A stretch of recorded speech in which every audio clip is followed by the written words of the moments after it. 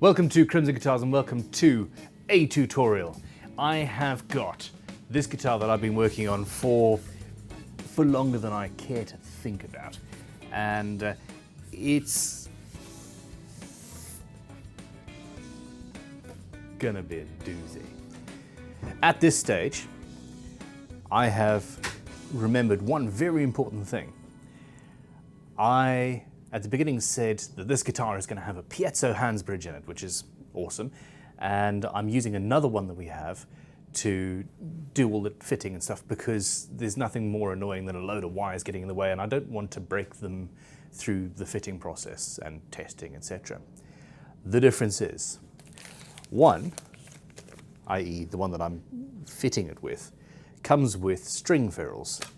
The other one, the one that I'm actually going to be fitting onto the guitar, that comes with a string retaining bar plate thing. And I need to fit the plate, not the ferrules. Now, if I was fitting ferrules, what I would do is the same sort of thing. I would drill from the front of the guitar the two outer ferrules, and then on the back of the guitar lay them out and then drill halfway through the body from the back, halfway through the body from the front, and it should all meet and be nice and pretty and organized. And I'm going to do roughly that process now with the bar, but I'm also going to have to do either some routing, which involves a router template, or some chiseling. Now, the point of this tutorial is really that anybody in their home should be able to fit this bridge, which is why I suspect that sometimes they ship with ferrules. Now, ferrules are much easier to install, but it's much, much, much harder to ground each string. Whereas with the plate, you put one ground wire in there and the whole guitar is earthed and you're sorted. So as I've been speaking, I've made the decision to not make a router template for fitting this string retaining bar. I am going to use a combination of drills and a chisel. And I'll show you just how precise you can actually get with that method. And it's much more simple, much more accessible. If you, however, have a router, you will know how to make a router template and use a little bearing cutter and you're done. This is more time consuming, but better for somebody with a limited workshop, which is most of you. So there we go. I'm very glad I realized if I'd fit this with ferrules, nobody would have ever known. But anyway, onwards and upwards. I need to mark it out. So first of all, the saddles come off.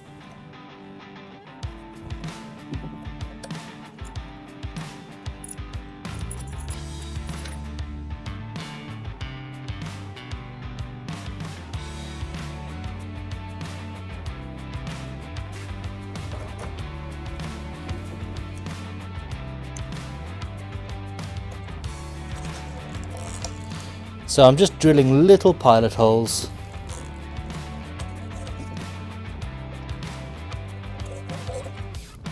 And they are perfectly placed.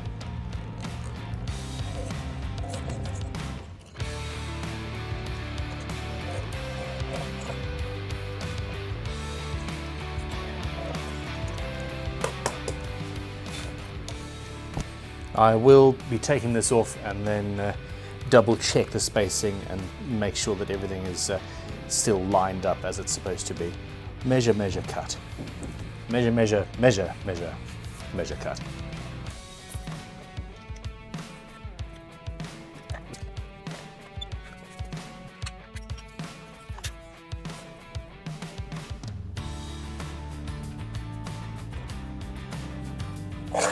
There's no need to measure, except for making sure that it's on the center line when you have this plate, because the holes should line up perfectly. In fact, what I could have done is just drill the 2 outer holes from the bridge and then use this to mark the rest. But as it stands, everything is good. Now on the pillar drill, I'm going to drill all the way through the body on the 2 outer holes, and then I'll use this to mark out the other ones. That's the best way to guarantee. Using a narrow drill bit through such a large piece of wood is really, really difficult, and it tends to wander off, which is why ferrules and through-body stringing is actually quite problematic, unless you have a CNC machine. So, back to a good quality drill bit. 3mm. 3.5 millimeters. The thicker it is, the more stable it is and likely to go through straight. And the problem is, if you go for example, a 6mm hole, that would sometimes cause resonances and strange sounds inside the guitar that you don't want. So you don't want it to be too much bigger than the string. So 3.5 or 4mm really is the biggest that I would suggest you go for. To the pillar drill of awesomeness.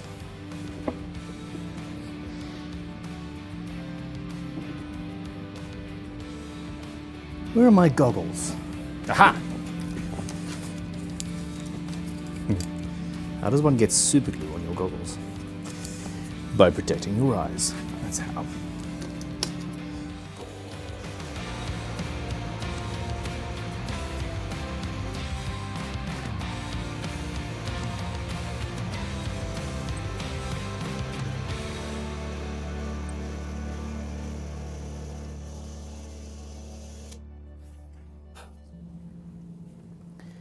Now, I am going to, while I'm set up for this, I'm going to drill halfway through the body from the front before I go to the back, etc. So I'm not going all the way through just because I want to make absolutely certain that the holes line up. It's less critical because I have the bar. If it was just ferrules, it has to be absolutely perfect, and you also don't want to have big holes going from the front, because when you're drilling for the ferrules, you need to have a tiny sort of 1.5mm hole for the brad point to fit in, so that it's absolutely centered.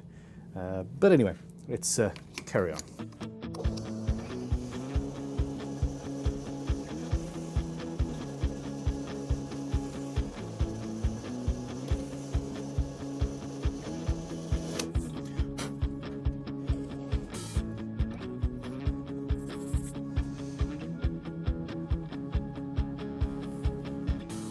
Pretty good.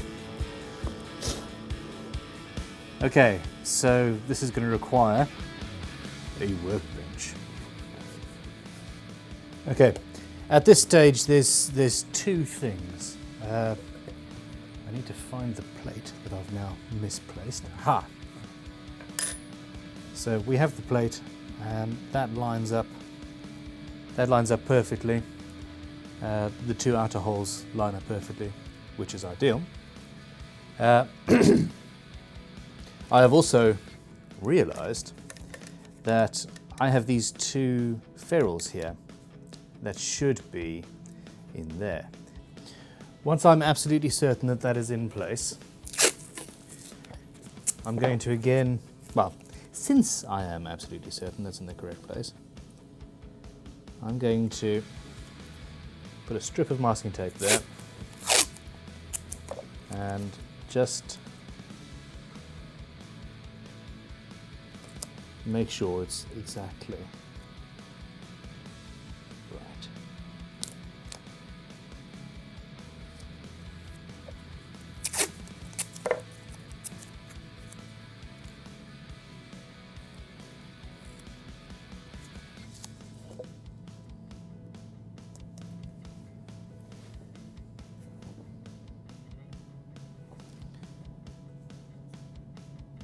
And there we have it. Okay, so that's marked out. Now, I can do several things. I can put Using the masking tape and super glue trick, I could put a couple of pieces of wood along here and use that as a routing template. I could make a custom routing template, or I can get a drill bit that has the same radius as the radius at the either end, drill those radiuses in here, and then basically chop away with a chisel or such like the rest of the excess. And I'm going to do it that way.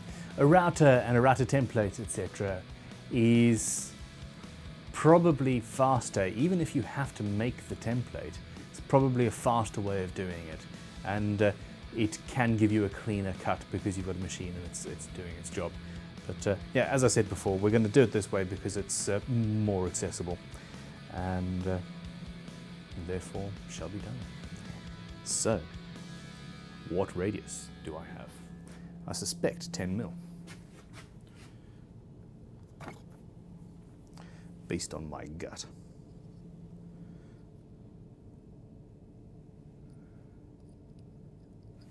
Exactly 10 mil. Okay, now I've got a center point drill here. The problem is the holes are bigger than the center point. So if I put my drill in that hole, it's gonna jiggle around and cause problems. We need to be a little bit clever in order to stop that from happening. And this really is rather important. What I'm going to do, and the way that I'm also going to fix the issue with not having the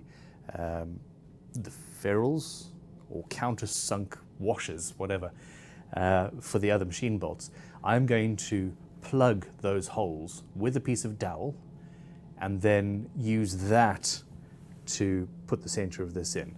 I've now got my holes, which are acting as the layout for where I need to drill, but I need to fill them so that I've got something solid into which I can drill accurately. It's a bit annoying, but essential.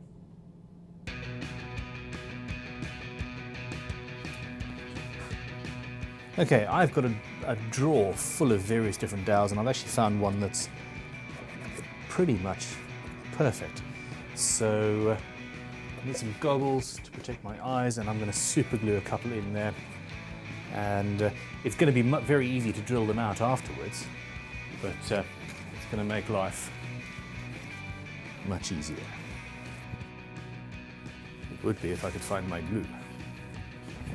Okay, so it really was lucky that I had something that was exactly the perfect fit. Okay, there we go. Accelerator.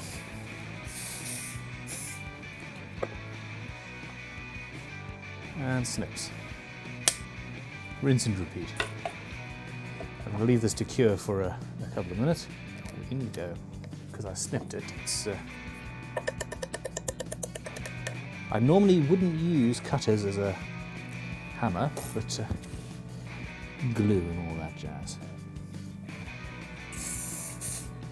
Berate me in the comments.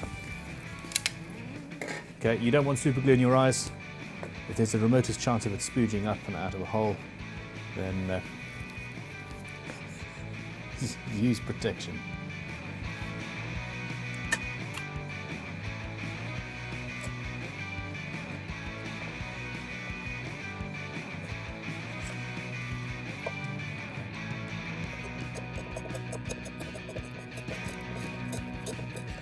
Okay, that is now, it's a perfect circle, perfect circle.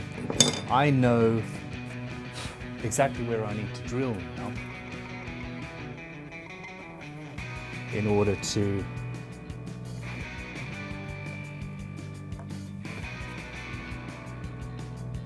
create my radius.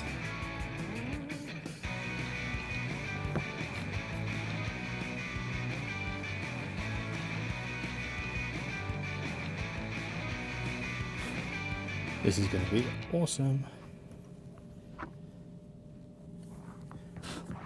Excellent.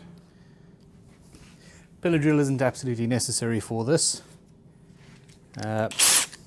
It might be advised, If you aren't very au fait with a hand drill, then do the pillar drill. I didn't like these goggles, they're not very comfortable. Aha! There we go, that's better.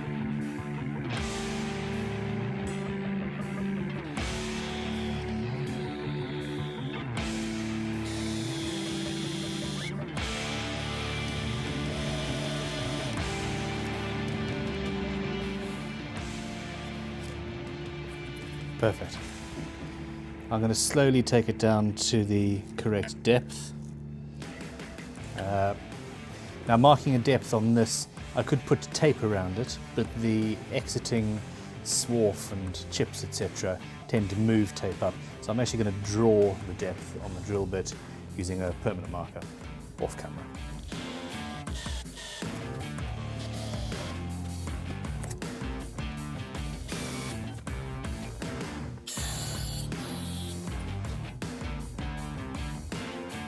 Perfect.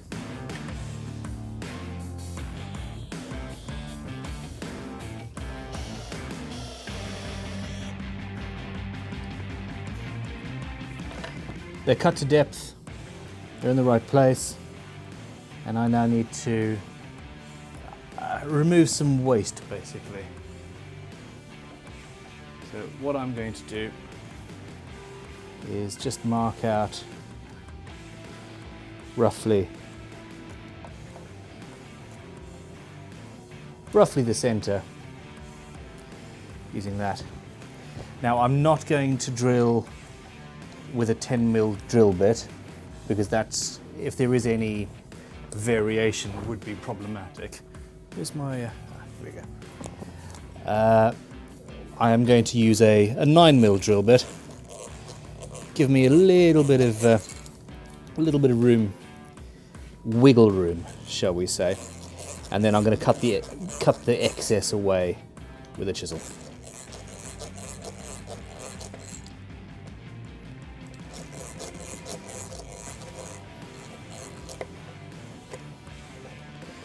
Oh, I've just gone through to the hole.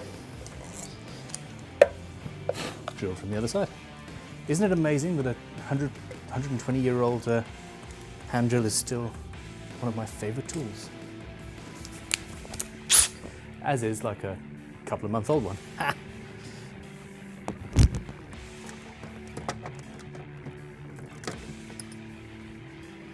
9mm.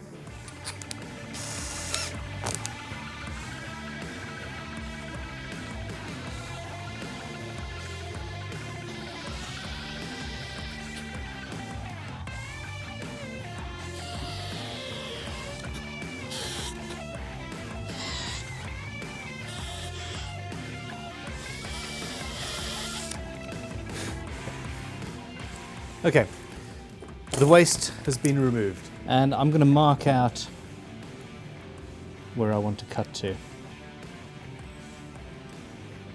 very carefully.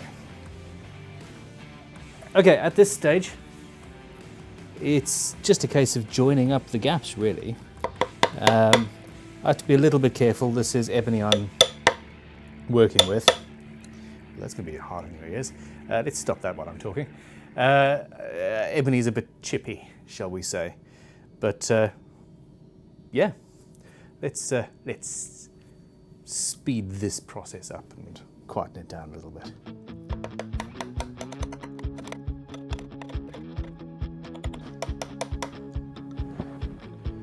I need to wear goggles. Do you like my song?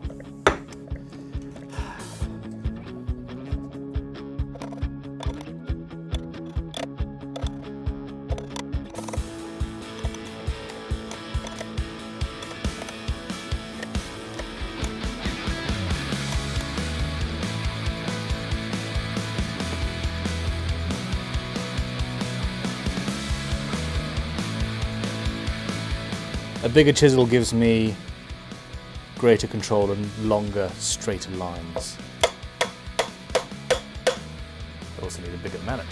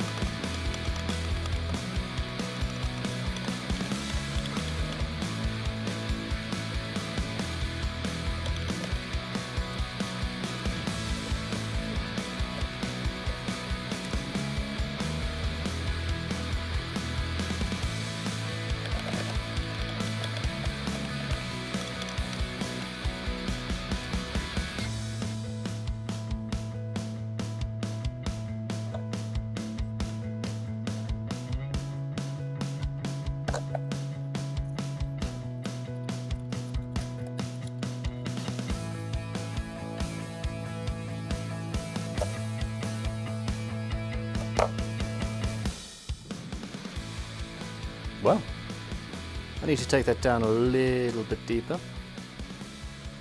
It's not quite flush. You don't need to watch that process. It's actually looking rather good. It is not as precise and as clean, barely, as it would be if I'd used a router and a template. And it certainly took longer. It took more skill, actually, than using a router and a template would have. To get that accurate, the depth, the size of the walls nice and straight, etc. It's actually hard. It's a challenge. It was a challenge to me to get right, and I've built a lot of guitars and used a lot of tools. So, in all seriousness, if you have the option, use a router, 100%. Now, it's actually the end of this day, so I'm going to be coming back in a different shirt to finish this up, but we're almost there. That means this guitar's ready for fine sanding. Oh joy.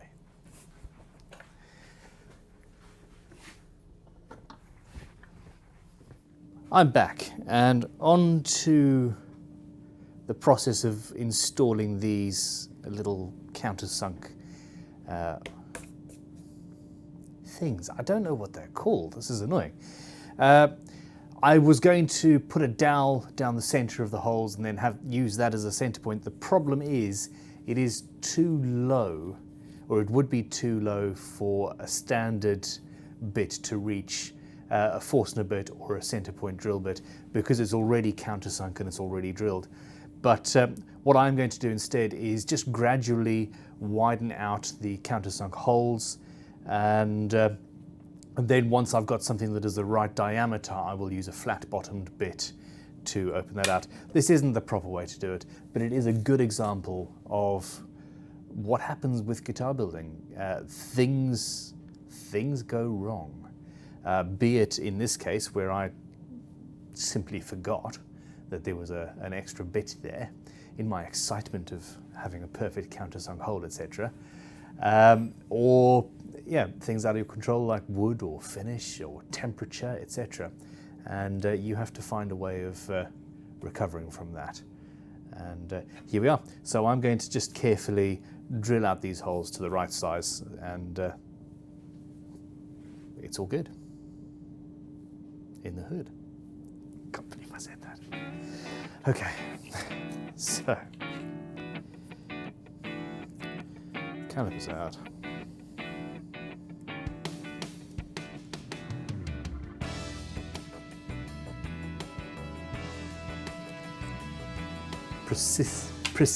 Precisely 13 mil. That's fine. We're going to build up slowly. So that starts at 10 mil. Now a trick, if you don't want to tear the grain, you can actually have the drill in reverse, going slowly, just to see what happens. You see what happened? The second I turned it to go normally, it tried to chip out. I need to do something different here. Okay, so I'm going to start by using a larger countersink.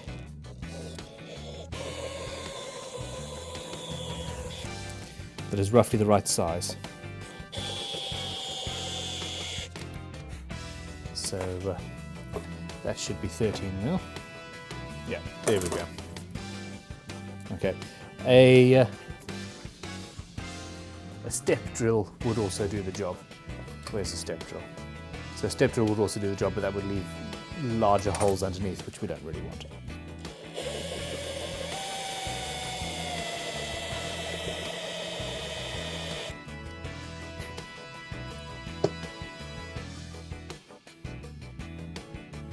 Okay.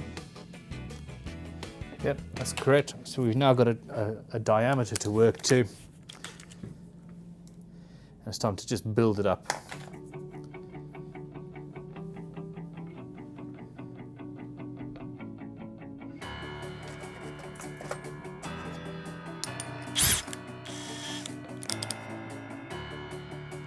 So 10.5 on slow.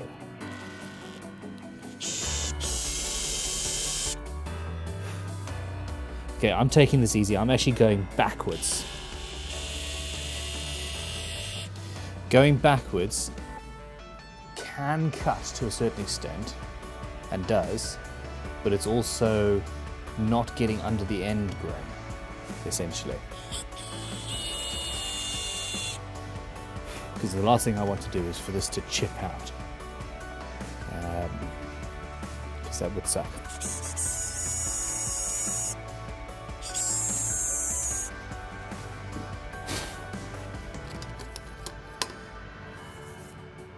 Once those have been countersunk, I'm now just removing the excess dowel.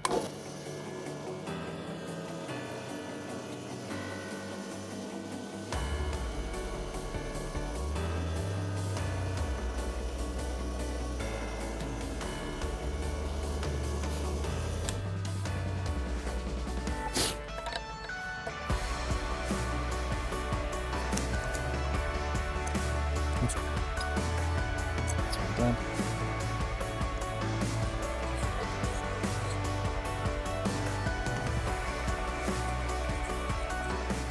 And that tells us where to drill. Back to the bin.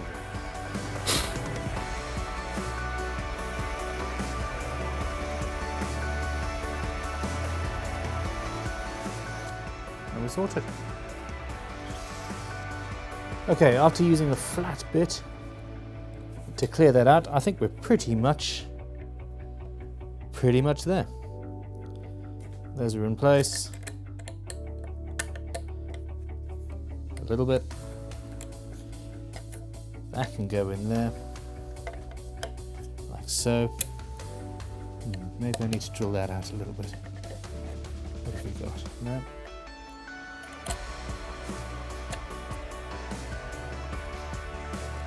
No, we're okay.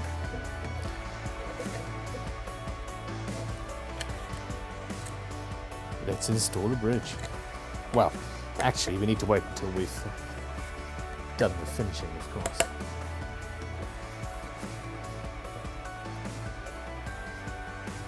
Where's my Allen key?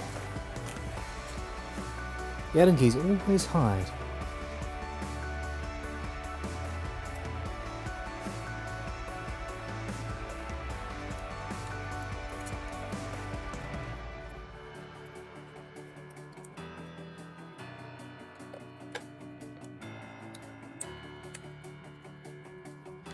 And there we have it. Now, obviously the guitar has got to be lacquered and finished and all of that good stuff, which means my next job is several hours of fine sanding and scraping and all of that good stuff. But we're done. The bridge is fitted. This is going to be drilled and fitted at some point. I might, because I've got lacquer coming, I might have to open this out a little bit more, but that's something that I will address in a bit. There were a few hiccups in this. I forgot about those, but that's fine. And as I said earlier, it would be better if you used a router for this. But despite how complex and awesome looking this is, it's not actually that difficult to install. And it's the sort of,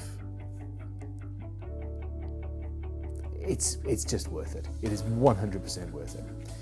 Thank you for watching. Thank you for being amazing. Click like and subscribe. Please consider supporting our Patreon because that keeps the videos going. And I'll see you in the next video. Cheers.